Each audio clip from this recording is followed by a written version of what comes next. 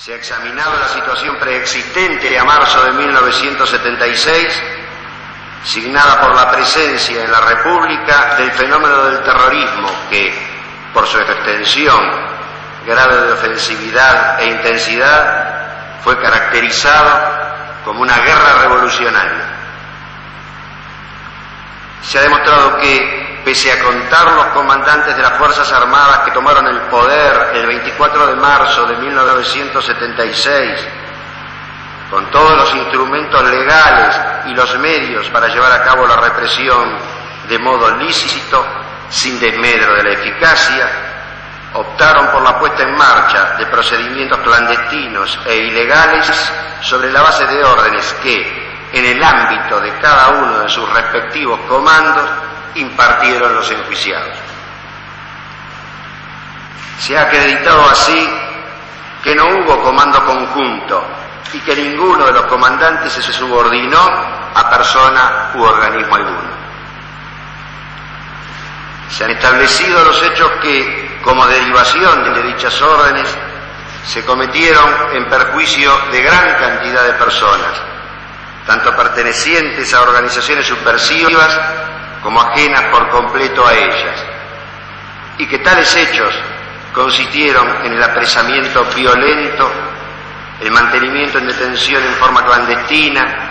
el interrogatorio bajo tormentos y, en muchos casos, la eliminación física de las víctimas, lo que fue acompañado en gran parte de los hechos por el saqueo de los bienes de sus viviendas. Se ha acreditado igualmente que tales actos tuvieron una extensión diferente en el ámbito de cada una de las Fuerzas Armadas,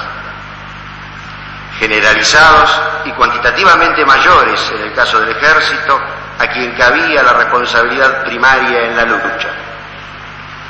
circunscriptos a algunas bases navales y en particular la Escuela de Mecánica en el caso de la Armada,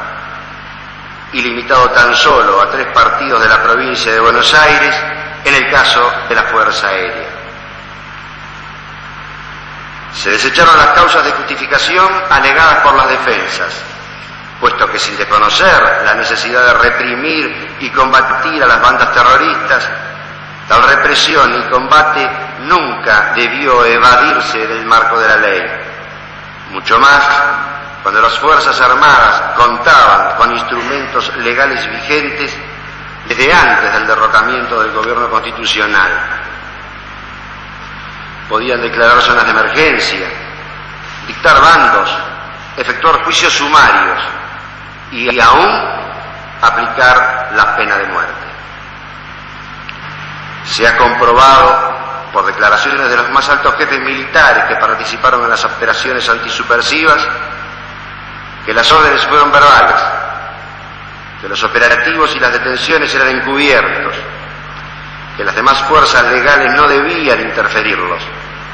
que las personas aprehendidas no eran puestas a disposición de la justicia civil ni militar, salvo en contados casos, que no se debía dar información sobre las detenciones, ni siquiera a los jueces, y que los apresados permanecían en lugares de detención ubicados en unidades militares o que dependían de ellas. Es por todo ello, de acuerdo a lo dispuesto en los artículos 400 y 401 del Código de Justicia Militar, que el Tribunal, por unanimidad, falla, condenando al Teniente General Jorge Rafael Videla a la pena de reclusión perpetua, inhabilitación absoluta perpetua, accesorias legales, artículo 12 del Código Penal, accesoria de destitución, artículo 538 del Código de Justicia Militar, y pago de las costas, artículo 29, inciso 3 del Código Penal. Condenando al almirante Emilio Eduardo Macera a la pena de prisión perpetua, inhabilitación absoluta perpetua, accesorias legales, artículo 12 del Código Penal, accesoria de destitución, artículo 538 del Código de Justicia Militar, y pago de las costas,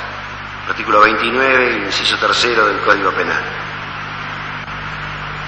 Condenando al brigadier general Orlando Ramón Agosti a la pena de 4 años y 6 meses de prisión, inhabilitación absoluta perpetua, accesorias legales, artículo 12 del Código Penal, accesoria de destitución, artículo 538 del Código de Justicia Militar, y pago de las costas, artículo 29, inciso tercero del Código Penal. Condenando al teniente general Roberto Eduardo Viola a la pena de 17 años de prisión, inhabilitación absoluta perpetua, accesorias legales, artículo 12 del Código Penal, accesoria de destitución, artículo 538 del Código de Justicia Militar, y pago de las costas, artículo 29, inciso tercero del Código Penal. Condenando al almirante Armando Lambruschini a la pena de 8 años de prisión, inhabilitación absoluta perpetua, accesorias legales, artículo 12 del Código Penal, accesorias de la destitución, artículo 538 del Código de Justicia Militar, y pago de las costas, artículo 29, inciso tercero del Código Penal. Absolviendo de culpa y cargo al brigadier general Omar Domingo Rubens Grafinia, absolviendo de culpa y cargo al teniente general Leopoldo Fortunato Galtieri, absolviendo de culpa y cargo al almirante Jorge Isaac Anaya, absolviendo de culpa y cargo al brigadier general Basilio Arturo Ignacio Lamidoso, firmado León Carlos Arrañán, Andrés D'Alessio, Jorge Edwin Torlasco, Jorge Alejandro Valer Arauz, Guillermo Ledesma, Ricardo Rodolfo Gil Lavera. Se da por terminado el acto.